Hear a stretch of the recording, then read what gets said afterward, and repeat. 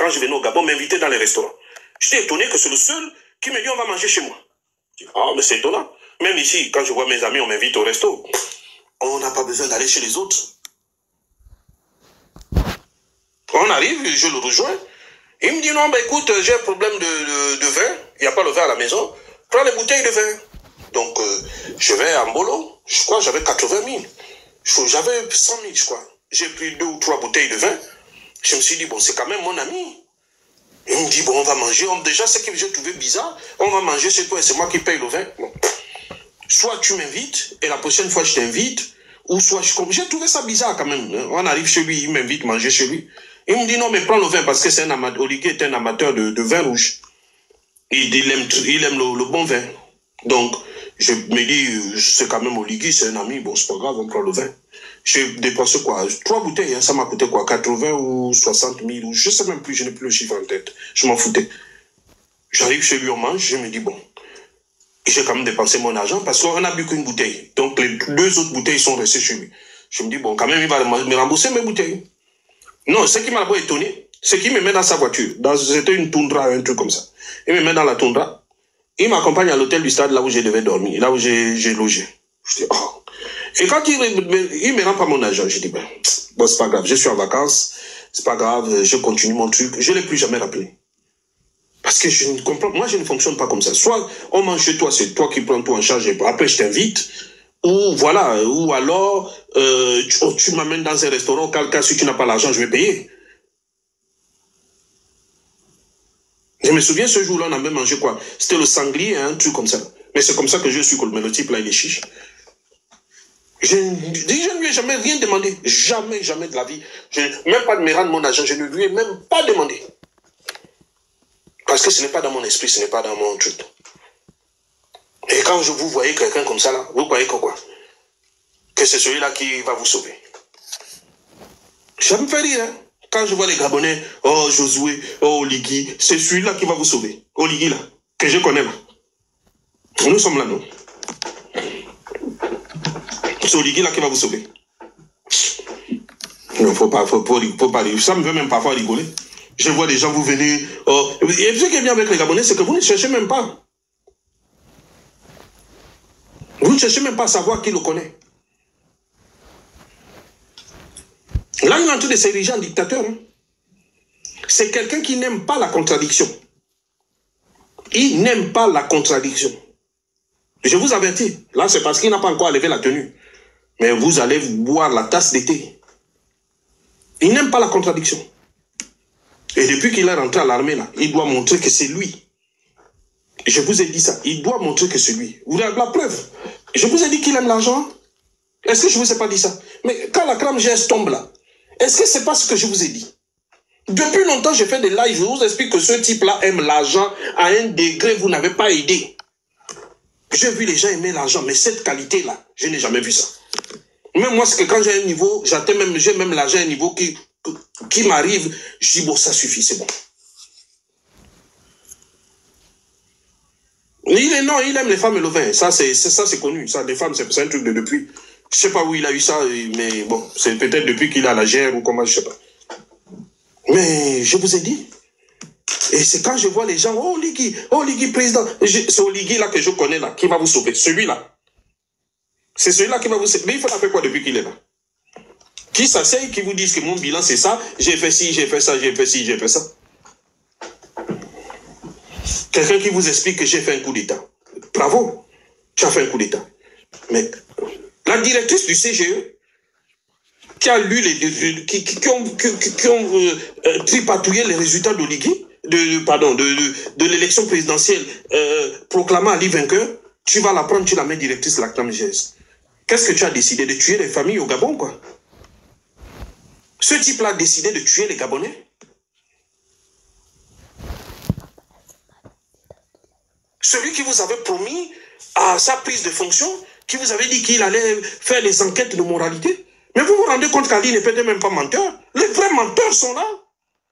Ce sont eux les vrais menteurs. Ils sont là. Ils vous mentent à longueur de journée. Des vendeurs d'illusions, des menteurs. Sinon, vous avez peur de dire les mots, je vous dis les mots.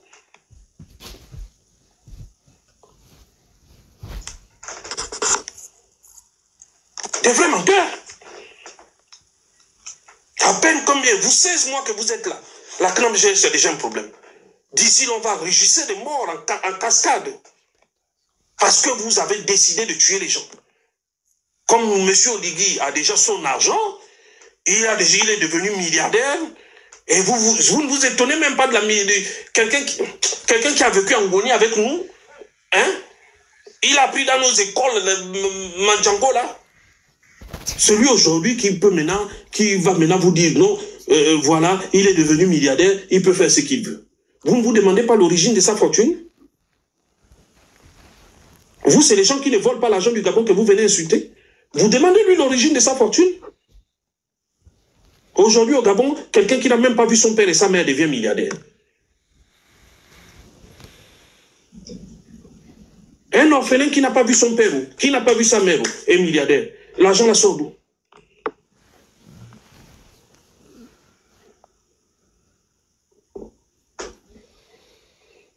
Voilà, on n'a pas de route, on n'a pas d'hôpital, on n'a pas d'école. La priorité, c'est d'aller donner des marchés. Quand il est venu, il a dit quoi? La priorité aux Gabonais. Il va donner des marchés aux Gabonais. Mais qu'est-ce qu'on remarque? Voilà la cité de la démocratie. On fait croire que c'est l'État qui construit, alors que c'est un promoteur turc. Pourquoi vous ne dites pas la vérité au Gabon pour vos Gabonais? Pourquoi vous mentez? Pourquoi vous mentez? Dites la vérité aux Gabonais. C'est un promoteur turc qui est en train de refaire la cité de la démocratie. En contrepartie de quoi? La cité émeraude, où je vois les tours émeraude, que je vois les gens aller faire les photos. Mais c'est un promoteur chinois.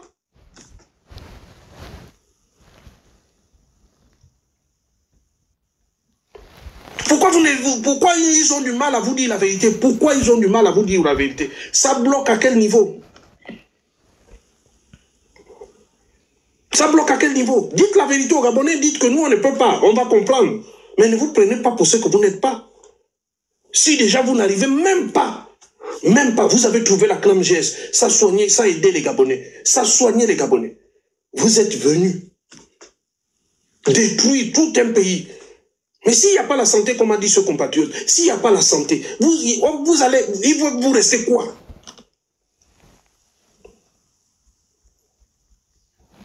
S'il n'y a pas la santé, il va vous rester quoi? Dites-nous.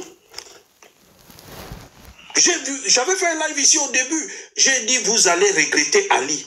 Même quand mon frère Moulenda a fait son live, a inauguré son parti, a fait l'ouverture politique de son parti, je ne sais pas comment on appelle ça. Je suis allé là-bas, j'ai dit, attention, vous allez bientôt regretter Ali. Vous allez comprendre que ce type-là, c'est un vendeur d'illusions, c'est un incapable parmi les incapables. Si moi, Oligui était quelqu'un, je vous jure que j'allais être le premier à dire que je m'en vais travailler avec lui. J'allais dire que j'allais être le premier à dire que je travaille. Ben, je ne l'ai même pas laissé les gens. Je vous ai dit, je le connais, non? C'était mon ami, non? Mais si vous voyez, moi, je ne quitte pas ma France, là, pour aller travailler avec lui. Malgré la proposition, si vous voulez, je vous donne même le nom de celui qui m'a appelé. Pour me dire, non, tu sais, ton grand frère, il a dit, il faut rentrer, il va te nommer, Je lui ai dit, mon frère, ne me cherche pas les palabres. Je n'ai pas besoin de ça. Je n'ai pas besoin de ça. Je mène bien ma vie dans mon coin, ça me suffit. J'ai un travail, j'ai une famille, ça me suffit. Moi, je ne suis pas dans vos choses, non. Parce que moi, je me connais. Moi, si j'arrive, je ne peux pas être avec Oligui, et Oligui est mon chef. Non, c'est pas possible. Il va être mon chef en quoi? Il va être mon chef en quoi?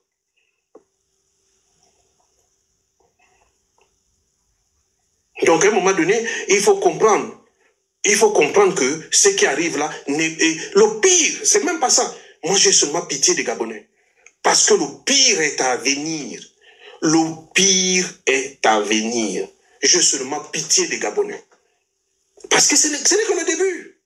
Quand il a pris le pouvoir, j'ai créé l'adage, j'ai créé le mot avec un ami, c'était un ami qui m'avait même dit, quand on avait parlé, je lui avais dit, je connais Oligui, voilà. Il avait lui-même, cet ami se reconnaîtra.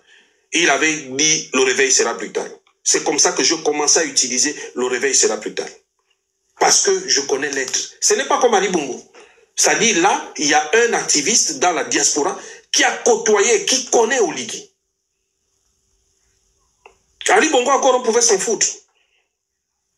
Mais là, il y a quelqu'un qui, il y a un activiste qui le connaît de A à Z.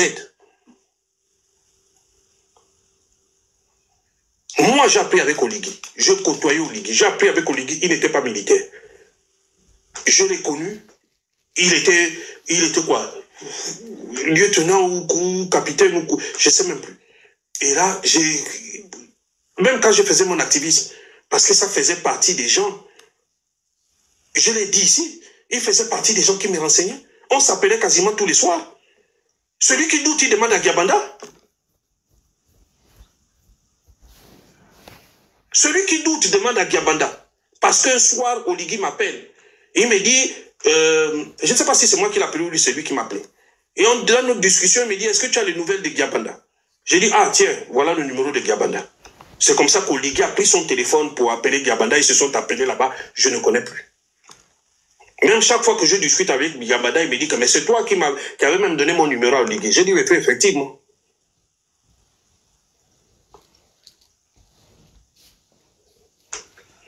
Donc celui qui discute, qui doute, qui pense que je ne viens pas ici faire de la figuration, faire quoi que ce soit. Je connais très bien ce type-là. Je vous dis que ce type-là, il ne vaut rien et il ne fera rien. Vous avez vu, il a commencé, non? C'est la crème geste, non? Vous allez voir, toutes les autres choses vont tomber. Ali était mieux. Vous allez regretter Ali. Ali était mieux. Il faut venir me demander comment il est. Je vais vous expliquer. Ali était mieux. Vous prenez quelqu'un comme ça, vous ne savez, et ce qui me tue avec les Gabonais, est-ce que vous voyez quelqu'un, il arrive, vous ne le connaissez même pas, vous venez, oui, machin. Il y a des choses, même si Oligui, si j'ouvre la bouche, mais je crois que demain, il y aura des choses. C'est parce que j'ai même des journalistes qui m'ont approché, qui m'ont dit, mais attends, mais tu connais Oligui, nous on veut que tu nous parles un peu de lui. Je dis, non, je préfère pas. C'est pas pour le moment. Le moment où je sortirai, je ferai une sortie sur lui. Je suis même étonné de voir que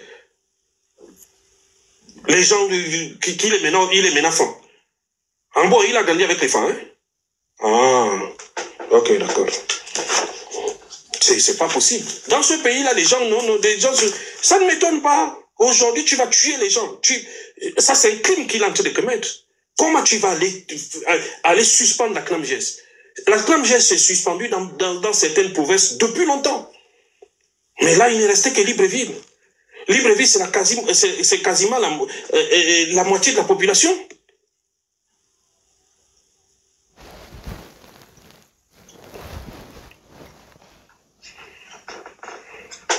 C'est quasiment la moitié de la population. Tu viens suspendre la CNAMGS. Les mamans qui souffrent du diabète, de l'insuffisance rénale, du VIH, de tout ça, tu vas faire comment? Voilà quelqu'un qui prend le pouvoir, qui vous explique qu'il va redresser le pays, alors que le pays est en train de prendre une tournure inimaginable. Et ce qui me tue, c'est que tous les politiciens là, alimentaires là, sont en train de l'entourer. Et demain, ils vont sortir pour venir dire, oh non, nous, sauf le monsieur Mouitine Zamba qui est sorti tout dernièrement, pour s'alarmer de la situation, pour essayer de tirer la sonnette d'alarme. Tous les autres opposants sont en train de manger tranquillement. Le pays est en train de prendre de l'eau. Ce qu'on reprochait à Ali Bongo, aujourd'hui est normal sur Oligui Nguema. D'abord, c'est même pas Nguema. Moi, je ne connais pas Nguema. Je connais Oligui. Nguema, là, je ne sais pas quand est-ce qu'il a eu ça.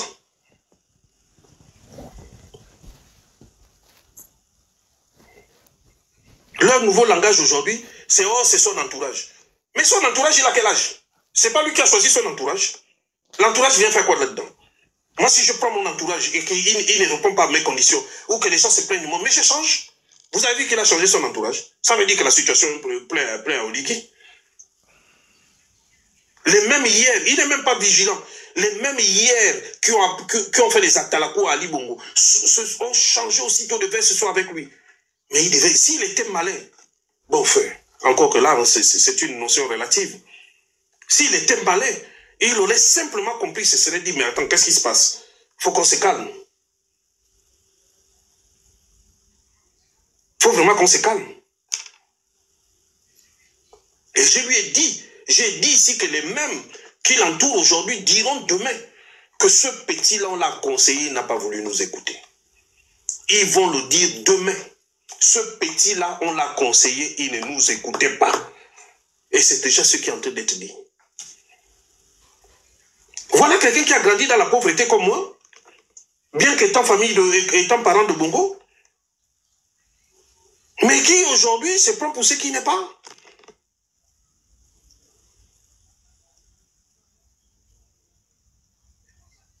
Les bois sardines qu'on mangeait en Goni, là-bas, tu as oublié ça? Ou bien parce que tu étais du village, c'était même un village bizarre même. Nous, quand on sortait de l'école à midi, si le professeur nous gardait seulement à 13 h, il n'y avait plus le pain dans la ville. À tel point qu'on connaissait déjà même le nombre de poissons dans les boîtes sardines. On connaissait les marques de boîtes sardines qui avaient 3 poissons ou qui avaient 2 poissons, qui avaient 4 poissons, 3 poissons, qui avaient 4 poissons. On connaissait. Il y avait déjà les gens avaient développé un truc que non, je vous assure. On avait des condisciples de classe, ne riez pas. On avait des condisciples de classe, et je me souviens de un, je ne sais pas s'il est vivant. Un jour, on va parce qu'à l'époque, c'était la Gabo Prix qui était en Goni. On finit l'école, j'avais faim.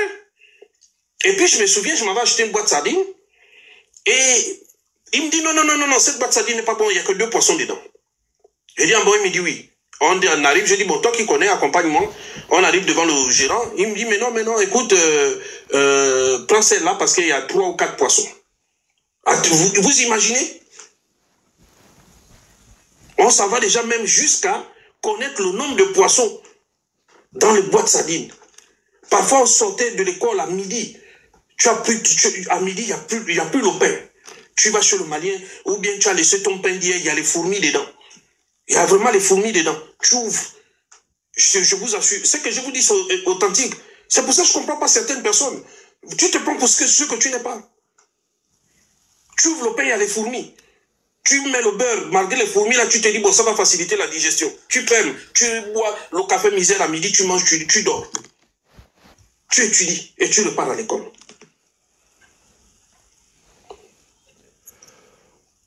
Maintenant, aujourd'hui, quand vous respirez, vous oubliez même d'où vous venez. Vous oubliez même ce que vous avez fait. Parce que vous êtes méchant foncièrement. J'ai dit, votre franc-maçonnerie, là, la franc-maçonnerie des autres ici, là, quand tu arrives, c'est des bâtisseurs. Presque tous les beaux monuments, tous les grands monuments construits en Europe, ce sont des francs-maçons. Votre franc-maçonnerie, là, au Gabon, là, à part tuer les gens, prendre les langues, les sexes, vous faites quoi? La méchanceté?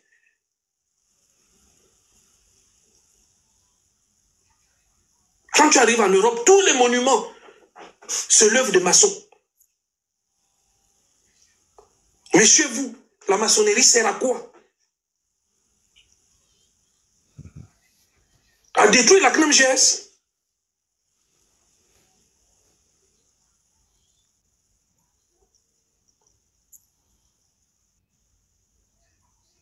Ce n'est pas possible. On ne peut pas vivre comme ça. On ne peut pas vivre comme ça. Vous ne pouvez pas. Je suis étonné de voir un garçon avec qui on a presque, pas presque vécu. On était ensemble à l'école. La vie, c'était Ngoni à l'époque, je ne sais pas si aujourd'hui c'est une grande ville, mais c'est une petite ville. On se connaissait tous. Aujourd'hui, le lycée de Ngoni, il a la sortie de la ville. Il est vers le cimetière. Parce que quand vous venez de Ngoni, de Franceville, vous rentrez dans Ngoni, il y a le cimetière.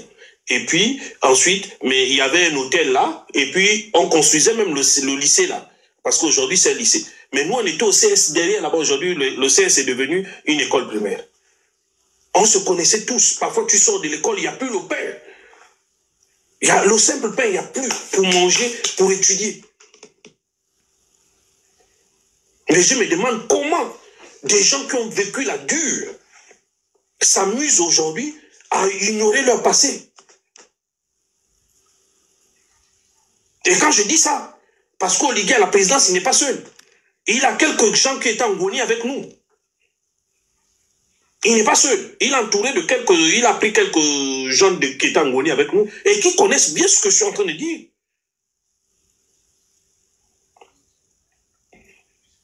qui ont vécu ce que je vous dis.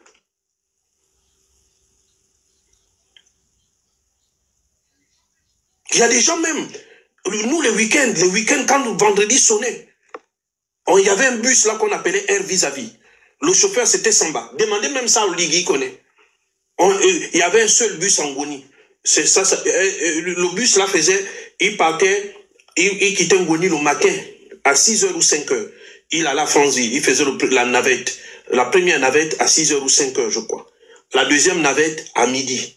La troisième navette, je crois, c'était le soir. Non, il partait à midi et il rentrait le soir de Franceville. C'était comme ça. Il y avait 3 navettes.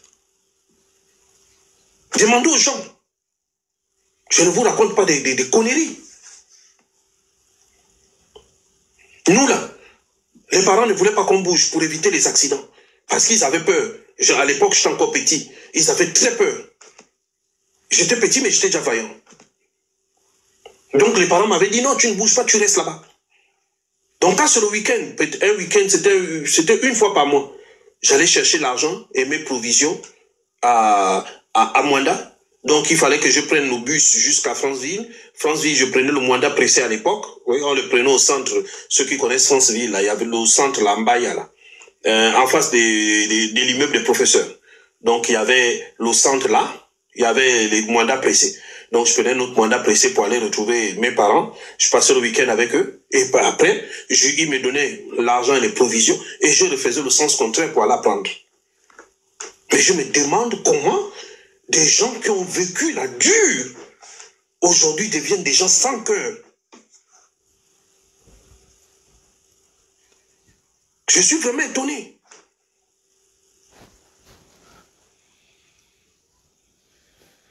Je suis très étonné parce que je ne comprends pas.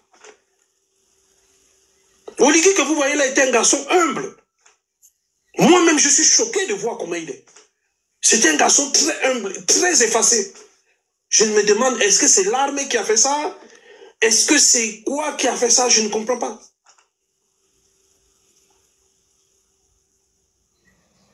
Il était très timide, il ne parlait même pas, il ne prenait pas la...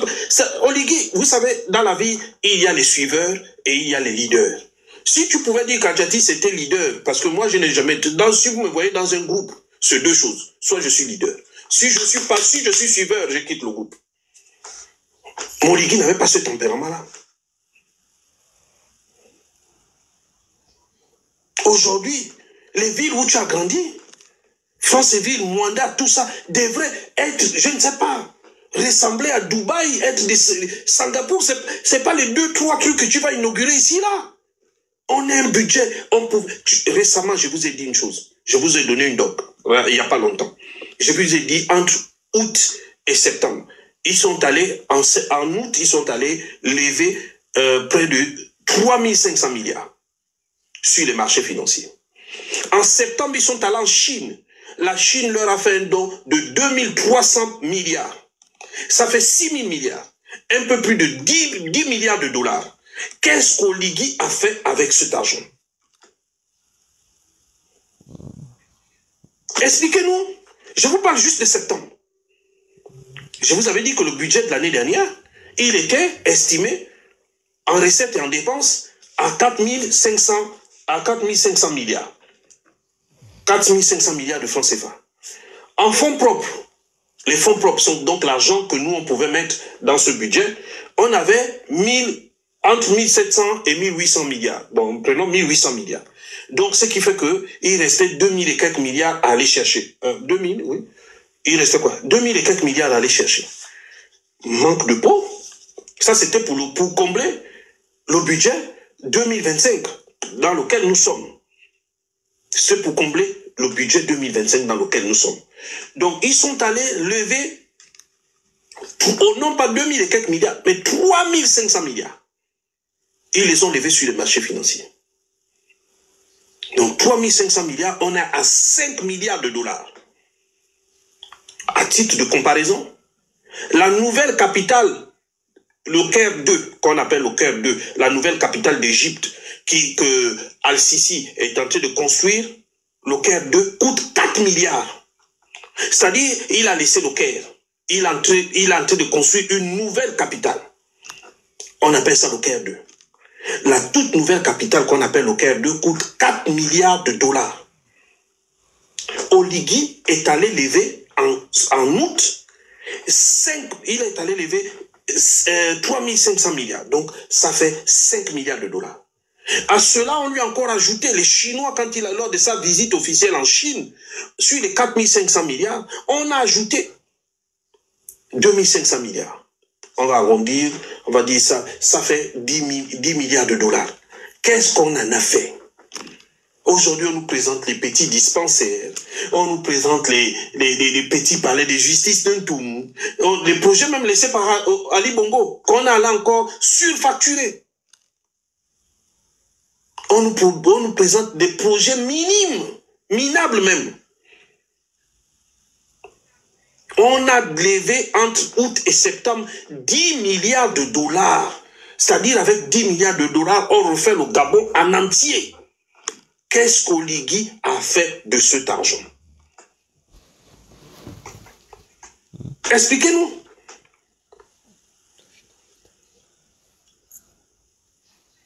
Je vous ai dit, quand j'ai commencé ce live, je vous ai dit, quand il a pris Omar Bongo nous a laissé un pays, les notations des instances internationales, c'est A, B et C. Donc il y a A+, A-, B+, B- et C. C+ et C-. Omar Bongo nous a laissé une note de A+. Ali Bongo l'a rabaissé à A-. Oligui, nous sommes aujourd'hui à C-, et nous sommes à B-, nous sommes en train d'aller vers C. C, c'est carrément le seuil, c'est carrément la faillite du pays. Et on a fait cette faillite en seulement, on est arrivé quasiment à la faillite en 16 mois. On est arrivé à ce niveau en 16 mois. 16, pas 18, pas 19, pas 4 ans, pas 14 ans, 16 mois. Le pays est en quasi-faillite. À cette faillite, il faut ajouter la dévaluation du franc CFA, qui pointe son nez à l'horizon. Comment on va faire? Même si en 2025, ils ont les projets, ils sont limités. Plus personne ne veut prêter de l'argent au Gabon parce que le Gabon est un mauvais payeur et parce que la note du Gabon s'est dégradée considérablement sur les marchés financiers. Et comme je vous ai dit, à cela, il faut ajouter la dévaluation du franc CFA qui pointe son nez à l'horizon. Ils n'ont plus de marge de manœuvre, ils n'ont plus rien. Donc c'est pour ça que vous les voyez là, ils peuvent vous montrer seulement que les dispensaires là, il n'y a rien qu'ils vont faire. Ils ne vont rien faire, ils sont limités. On attend juste que le FMI vienne siffler la récréation et commence à mettre en place un plan d'ajustement qui consiste à réduire le train de vie du mammouth qui est le Gabon. Et c'est là où les gens vont pleurer.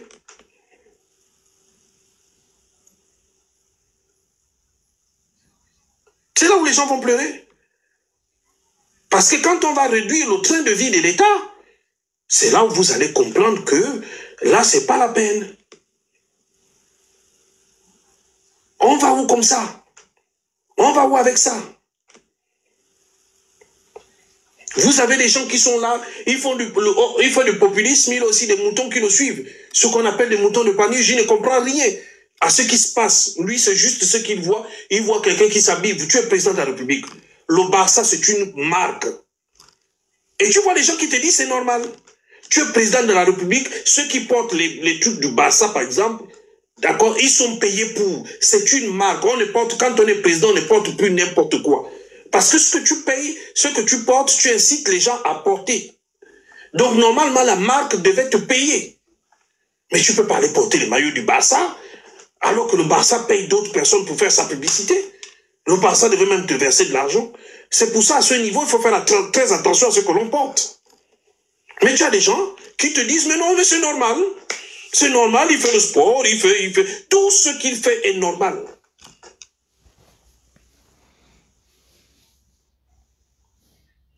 Il est normal. C'est-à-dire, aujourd'hui, on ne porte pas les marques n'importe comment. Sauf si la marque t'a payé pour faire sa publicité. Tu es le numéro 1 Gabonais à l'heure actuelle.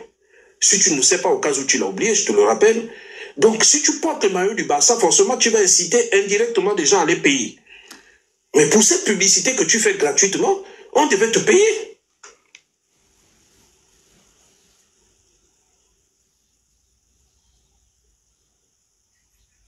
Tu ne devais même pas faire la publicité gratuite. C'est pour ça que je vous dis qu'est-ce que votre type là, il comprend même ce qu'il fait. Ou bien c'est moi qui ne comprends pas. Est-ce qu'il comprend ce qu'il fait? Moi, si je porte une marque, je sais que si je porte une marque, je sais que cette marque, je suis l'égérie de la marque. Je veux la porter parce qu'on va me payer. Lorsque je suis un influenceur ou lorsque je suis président, un homme politique, tout ce que je porte est susceptible d'influencer les autres. Ce n'est pas l'entourage. Arrêtez avec l'histoire de l'entourage. Ce n'est pas l'entourage. Oligui n'est pas un enfant. Donc arrêtez avec cette histoire d'entourage. Son entourage, c'est lui qui l'a choisi. Ce n'est pas l'entourage qui l'a choisi. C'est lui qui a choisi. Arrêtez avec cette histoire d'entourage. Omar Bongo, c'est l'entourage. Oligui, c'est l'entourage. Etc. Moi, je ne crois pas à cette histoire d'entourage. Moi, je crois que c'est lui-même. C'est lui qui choisit son entourage. Donc arrêtez avec cette histoire-là que son entourage n'a rien fait. On lui dit juste ce qu'il a envie d'entendre. Tu es président de la République, tu mets les Jordan. Mais Jordan, c'est une marque. Jordan n'a même plus besoin de faire de publicité au Gabon, puisque tu fais toi-même seul, tu fais la publicité de Jordan. C'est pour ça que tu vois souvent certaines personnes, les artistes que tu vois là, ils sont obligés de créer leur marque. Parce que l'image est importante. Les gens associent un homme politique, une star, à une image. Tu vois les stars là, ils n'ont pas que leur salaire, ils ont des contrats publicitaires. Ce sont les égéries des marques. Donc il faut faire attention quand on porte quelque chose. Même si on veut, on fait très attention à ce niveau-là. Pour ne pas faire une publicité gratuite. Parce que cette publicité aurait même pu te rapporter de l'argent. Puisque tu aimes l'argent.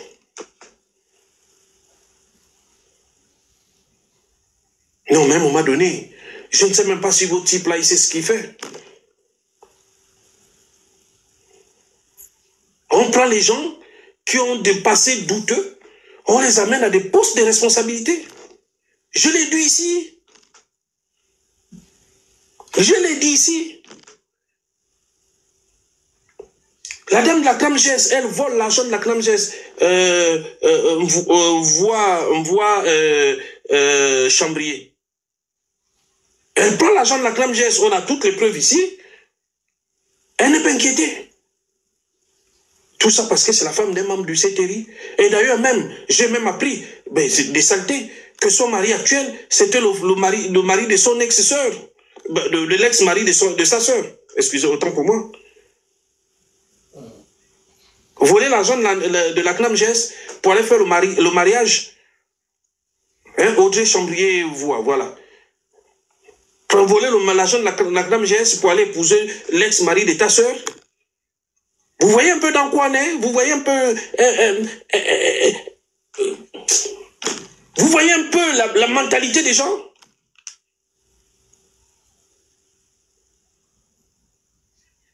J'ai mis les photos ici. Elle n'est pas inquiétée.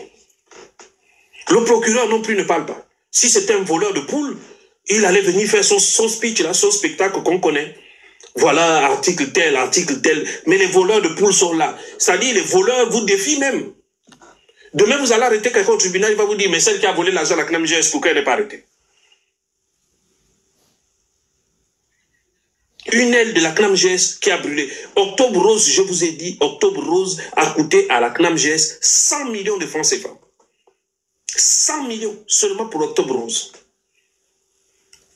Et tenez-vous bien, ces sociétés versent à Oligui et à ses épouses de l'argent.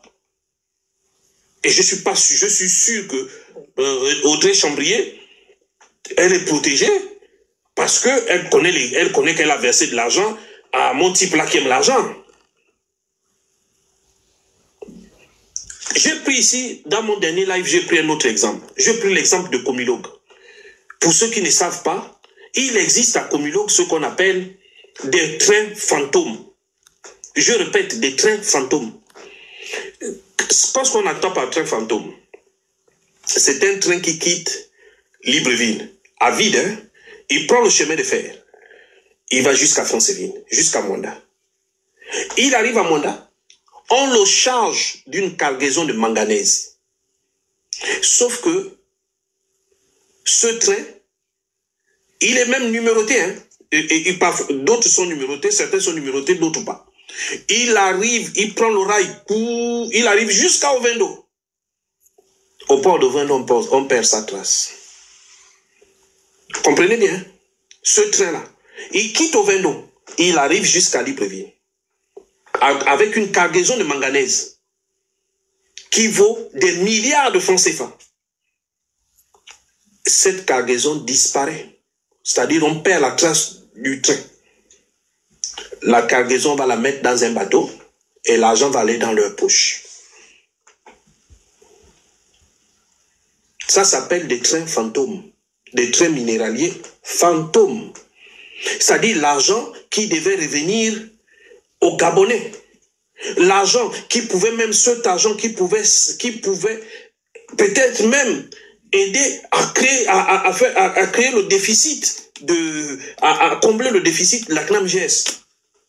Cet argent va dans les poches des gens. On a perdu la trace du train. Et il y a des milliers de trains comme ça. Tout le monde connaît ça au Gabon. Personne, on ferme les yeux. Personne ne veut en parler. Personne. Personne ne veut en parler. Même pas votre justice à 2 balles. Je ne sais même pas si c'est une justice ou c'est une injustice. Regardez, prenez un autre exemple. La SCG. Récemment même, hein, ce que j'adore avec eux, c'est que ce sont eux-mêmes les acteurs, ce sont eux-mêmes les metteurs en scène, ce sont eux-mêmes les acteurs. On est venu vous dire quoi? À la SCG. Qu'ils ont découvert un logiciel qui trafiquait les factures des compteurs et d'ânes. Ce sont eux-mêmes qui vous ont dit, est-ce qu'on avait besoin de ça? Non, ce sont eux-mêmes qui vous ont dit non. Or, votre Josué de Ngoni, là, il est venu vous dire, non, il n'est plus de Ngoni, il est maintenant fan. Votre Josué qui est de Ngoni qui est devenu fan. Vous explique maintenant que non. Les auteurs seront traduits devant la justice. Tout. Vous connaissez vous-même leur français, là. Eux qui ont fait l'école des Blancs, là. Voilà. Ils sont venus, les auteurs seront traduits devant les juridictions, tout. Dites-moi aujourd'hui, qui est celui? Quelle est la personne de ceux qui ont créé ce logiciel-là pour vous voler l'argent lorsque vous payez les unités d'âne? Qui est en prison? Qui est en prison? Personne. Ils ont d'abord commencé, c'était un Libanais. Je vous raconte l'affaire. Il y avait un Libanais qui était là-dedans. Le Libanais a été appréhendé. Il a été appréhendé. La présidence a appelé qu'il faut le libérer. À partir du moment où le Libanais était libéré, il fallait maintenant libérer tous les autres. Et c'est comme ça que l'affaire est finie. Fin des histoires. On va aller comme ça. Jusqu'à. Ils ont fini. Ils sont allés vous dire qu'ils ont acheté à Salah. Certains petits, comme dit mon frère Jonas, certains petits lapins faméliques à la recherche de la carotte sont venus filmer. Waouh, ils ont acheté à Salah, c'est bon, c'est fini notre galère. À Salah va faire rentrer l'argent dans les deux. Certains sont même allés filmer. Vous ne parlez plus d'Assala aujourd'hui. J'ai reçu un dossier sur Assala qui est très lourd. Très lourd. Surfacturation. Détournement. C'est Assala hein, qu'ils ont acheté hier là. Détournement. Surfacturation. Et tenez-vous bien, il existe aussi des bateaux fantômes. Il existe aussi des bateaux fantômes. Donc, qui viennent là-bas, remplis de barils de pétrole, et qui disparaissent au port. Ils sont chargés à Port-Gentil hein, de barils de pétrole, et ils disparaissent. Et l'argent est parti. Et ce qui me tue, on vous fait chanter l'hymne national. On vous fait assister à la levée des drapeaux. On vous fait croire qu'on est patriotique. On est patriote, pardon, excusez-moi. On vous fait croire qu'on est patriote. Entre-temps, derrière, leurs comptes, même les comptes bancaires, ne sont pas au Gabon, sont dans les paradis fiscaux offshore. Qui est bête? Qui est fou? Ils sont en train d'assurer leurs arrières. Ils sont en train d'assurer leurs arrières. Qui est fou? Personne n'est fou. Personne n'est fou. J'ai un dossier lourd sur Assala. Je viendrai le traiter avec vous le moment venu. Surfacturation. Gabéji. Sur la salade que vous êtes venu applaudir. Gabéji sur facturation. Notre pétrole à nous, notre part du pétrole qu'on donne. Les bateaux, on charge ça dans les bateaux pour les comptes des gens. Eux-mêmes, l'argent va dans leur poche. L'argent qui devait revenir au trésor va dans leur poche. Oui. Eux-mêmes, ils prennent cet argent-là. Je vous ai parlé de trains fantômes. Vous allez à Comulog, vous allez voir. Vous croyez qu'on n'enlève pas Batolo, pourquoi? On n'enlève pas Batolo, pourquoi? Parce qu'ils connaissent. Ils savent. Ils savent. Batolo mouille. Il donne. Toute la République, il donne. Même les activistes du palais, ils donnent. Il donne. Si lui parle, oh, les têtes vont tomber. Les têtes vont tomber. Depuis qu'ils sont là, voilà, ça fait combien de temps? Ça fait 16 mois. Les 18% de la part des bongos est toujours là. Les 18% de la part des bongos dans le pétrole gabonais est toujours là.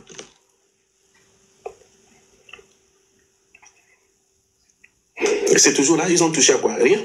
Rien du tout, ils n'ont pas touché à quelque chose. Les 18% sont toujours là. Ils n'ont pas touché à quoi que ce soit. Même à un moment donné, je demande à mes compatriotes, à nos compatriotes d'ouvrir les yeux. Notre rôle, c'est de vous ouvrir les yeux pour que vous puissiez comprendre ce qu'on vous cache.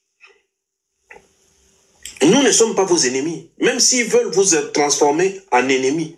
J'ai vu certains qui nous disent, mais pourquoi vous ne venez pas investir au pays? Mais attendez, vous imaginez, vous ne savez pas qu'il règne une mafia? Je vous prends un exemple des amis qui sont aux États-Unis. Vous voyez la place de l'indépendance du Gabon. Ils ont eu un très bon plan. Ils ont voulu placer la place d'indépendance en face du commissariat central. Ils ont voulu faire un parking à 4 étages. À cette place-là. Ils ont amené le projet, ils ont tout amené. Les gars sont partis, ils ont volé le projet des enfants. Ils sont allés prendre l'argent pour ça. C'est ça, vous nous demandez d'investir au pays. Déjà, quand tu viens investir au pays, vous ne connaissez pas les réalités, mais vous adorez parler les choses que vous ne maîtrisez pas.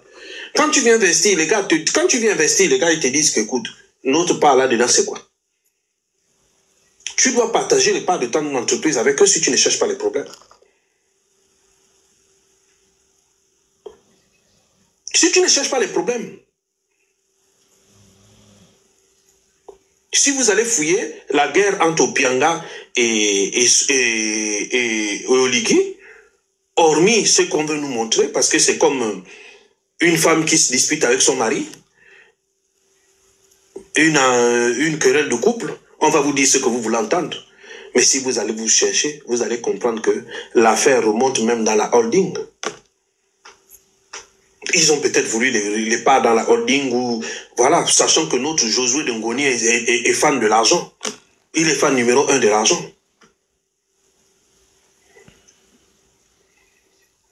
Si vous allez chercher, vous allez voir. Olam aujourd'hui, regardez. Oh, je vous ai dit autre chose. On est en train de vendre votre pays devant vous. On est en train de vendre votre pays devant vous. Demain, on vous dira simplement, monsieur, madame, déménagez. Olam aujourd'hui est en train de tout détruire. Tout détruire. Tout. En plus d'exploiter les Gabonais, Olam est en train de tout détruire. Sali qui amène Olam. Vous dites que vous avez construit un coup d'État. Mais comment cela se fait que vous continuez à garder Olam, une société dans laquelle Ali a ses parts? Et pas que. À Kombessi. Il est actionnaire dans beaucoup de sociétés, il continue à avoir ses parts. À Kombessi a ses affaires. Liban Suleiman qui n'est même plus au Gabon, il a ses parts dans la plupart des sociétés. Des parts qu'il a eu, il a profité de sa situation dominante pour avoir les parts dans les sociétés. Il a ses affaires qu'il a construites avec l'argent du pays. C'est là personne ne touche. Parce que si on avait affaire à un vrai coup d'État, le vrai président aurait gelé tout ça là. Le vrai président, si on avait affaire à un vrai coup d'État, le vrai président allait geler tout. Et il allait arrêter un à un. Tu ramènes l'argent au pays ou on te met en prison. Et tu allais voir que beaucoup de personnes allaient ramener l'argent qu'ils ont caché. Ils ont leur compte offshore. Moi, j'ai vu ça avec un notable de la République qui était venu ici en France, qui s'était réfugié en France. Je vois que lui, il ne fonctionne qu'en dollars. Lui, c'est que des dollars. Et j'ai compris que maintenant, c'est au détour d'un truc que j'ai compris que ces comptes c'est des comptes offshore. En un clic, il vire l'argent à Dubaï. En un clic, il vire l'argent dans les Émirats. En un clic, il vire l'argent dans les îles Caïmans. Aujourd'hui, tout est électronique. Tu fais un clic, c'est parti. Tu n'as plus besoin comme avant d'amener les valises, d'amener... Non. Tu cliques, tu mets dans un compte, tu cliques, c'est déjà à l'autre bout du monde. Et c'est vous qui venez insulter les gens. On est en train de vous voler l'argent, on est en train de vous voler les yeux ouverts. Vous, tout ce que vous trouvez à faire, c'est venir nous insulter. Vous venez nous insulter parce qu'on vous aime, parce qu'on vous dit la vérité. C'est ça? Il fallait qu'on vous laisse dans l'obscurité. Notre but, c'est de vous éclairer sur ce qui se passe, sur la face obscure qu'on vous cache. Vous pensez que les trains fantômes qui partent de Mwanda, bourrés de manganèse, qui disparaissent, dont on perd la trace au port, ça part dans ma poche? Ça part dans ma poche? Les bateaux remplis de barils de pétrole qui disparaissent au port, ça part dans ma poche? Voilà les Américains qui sont venus il n'y a pas longtemps. Une société américaine est venue il n'y a pas longtemps. Ça, je vais vous donner l'information. Ils veulent exploiter le diamant de Makoko. Ils ont donné l'argent à quelqu'un qui est avec un proche d'Oligui. Ils ont fait un premier versement de 10 milliards de francs CFA. Est-ce qu'on vous a dit ça? Ils vont bientôt exploiter. Quand ils parlent du chemin de fer, là, quand ils parlent des emplois, là, c'est vrai que c'est du blabla, mais ils ont déjà... On a vu quoi? J'ai vu des pygmées aujourd'hui, ou des pygmées qui ont fait... mon frère, tu veux les preuves? Continue. Continue à avoir les preuves. Hein? Même si je te donne les preuves, tu vas faire quoi? Même si je te donne les preuves, tu vas faire quoi? Voilà, tu as les preuves. Je vais même te mettre les preuves de la CNAM GS. Tu as les preuves de la CNAM GS, là. Tu es parti faire quoi? Tu as arrêté quelqu'un? C'est vous tous, vous voulez toujours les preuves. Vous voulez les preuves, même si on vous les donne, vous allez faire quoi?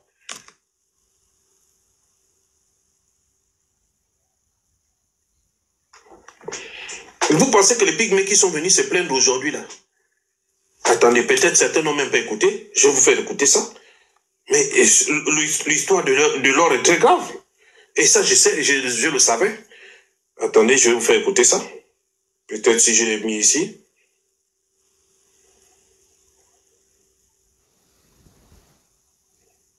Si je l'ai mis ici, non, je ne l'ai pas mis, pas du tout. L'histoire de l'or est très grave. Quand Sylvia prenait l'or de Bakoudou à Bakumba, mais tous les vendredis, qui venait chercher l'or? C'est l'hélicoptère de la GR, n'est-ce pas? Quand Sylvia prenait l'or de Bakoudou à Bakumba, qui venait chercher l'or tous les vendredis? C'est l'hélicoptère de la GR qui prenait l'or, qui l'amenait au palais. Qui était commandant en chef de la GR?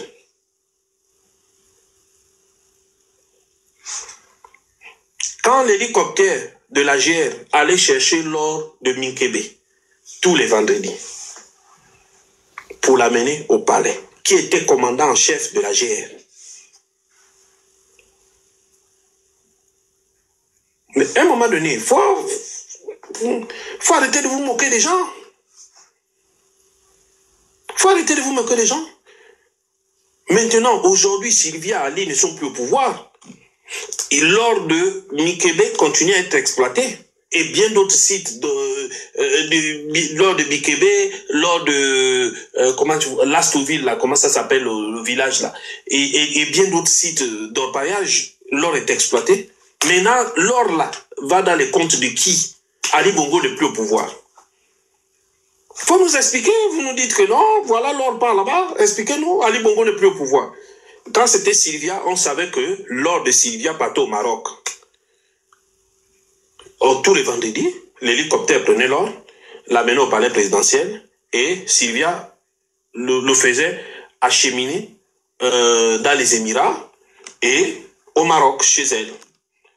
Bon, ça fait 16 mois. Ils ne sont plus au palais. Ça fait 16 mois. On continue à exploiter l'or. De Minkebe, notamment. Bakoudou, je crois qu'ils ont fermé. Et d'autres sites d'orpaillage. Maintenant, l'or là, ça va où?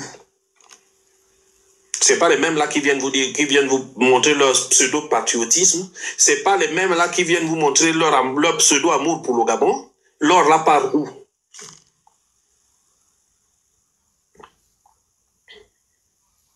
L'or là part où?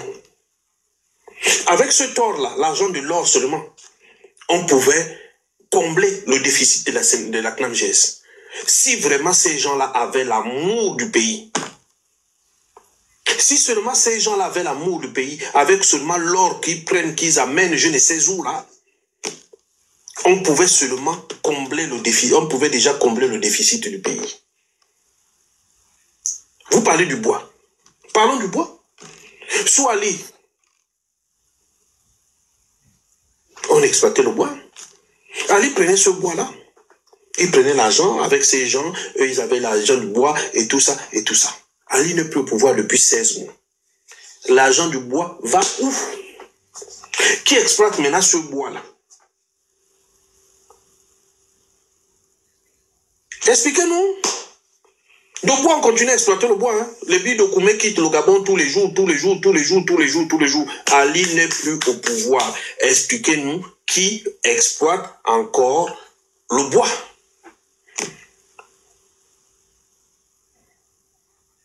On a parlé de l'or, le bois, le diamant. On va encore parler de quoi? Mais expliquez-nous. Expliquez-nous. Parce que quand on parle, vous dites qu'on vous demande, eux, ils vous demandent de vous attaquer aux activistes. Parce que pendant que vous perdez votre énergie à vous attaquer aux activistes qui ne mangent même pas l'argent du Gabon, qui ne boivent même pas l'argent du Gabon, eux, ils sont en train de faire leur business derrière. Le pétrole est là. Ils ont ouvert un nouveau gisement de gaz. Ils ont découvert un nouveau gisement de gaz à Port-Gentil. Mais demandez-vous qui sont les actionnaires. L'argent du gaz, là, c'est un important gisement de gaz. Hein. On n'en parle presque pas. Je crois qu'Oligui était allé lancer le début des travaux. Mais c'est une manne financière importante. Mais ça passe où? L'argent là part où?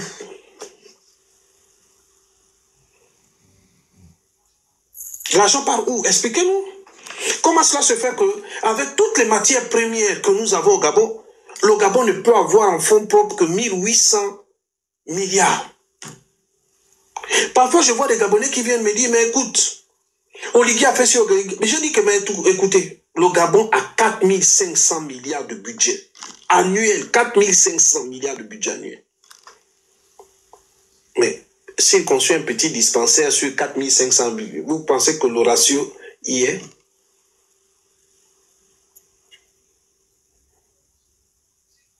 S'il construit un petit dispensaire, regardez même, vous êtes venus, c'est là où je trouve quand même les Gabonais extraordinaires. Vous êtes venus nous dire, ah non, Oligui, il est en train de construire, il a fait, comment ça s'appelle, Akaye. Voilà une autre bêtise monumentale. À l'époque, la route d'Akaye ne souffrait d'aucun problème. Elle pouvait abriter plusieurs véhicules qui venaient d'Ovendo dans les deux sens, qui venaient d'Ovendo comme qui partaient à Ovendo. Il n'y avait pas de problème.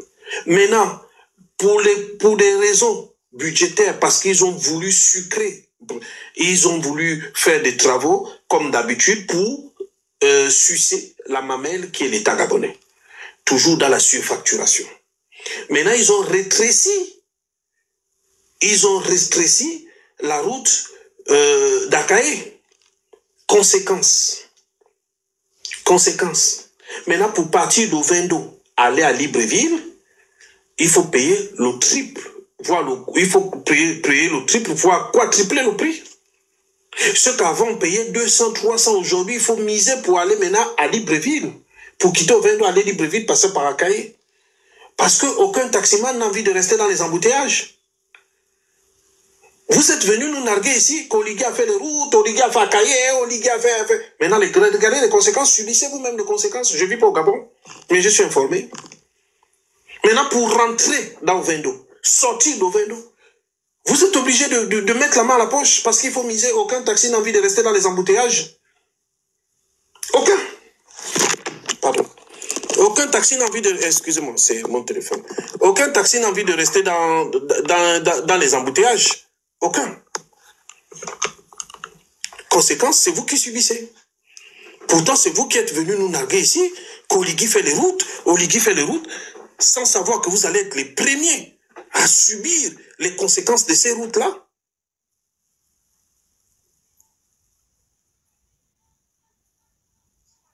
Souali, on n'avait pas de problème avec cette route. On sortait, on rentrait d'Ovendo sans problème. Aujourd'hui, renseignez-vous, les gens qui habitent Ovendo, pour sortir d'Ovendo ou rentrer dans Ovendo, c'est la croix et la bannière. En plus de miser. En plus de miser, c'est la croix et la bannière. Parce que quelqu'un a voulu vous montrer qu'il sait travailler, a voulu vous montrer qu'il peut faire quelque chose. Un bras cassé a voulu vous montrer qu'il sait faire quelque chose, qu'il sait travailler. Aujourd'hui, vous êtes les premiers à subir cette conséquence-là.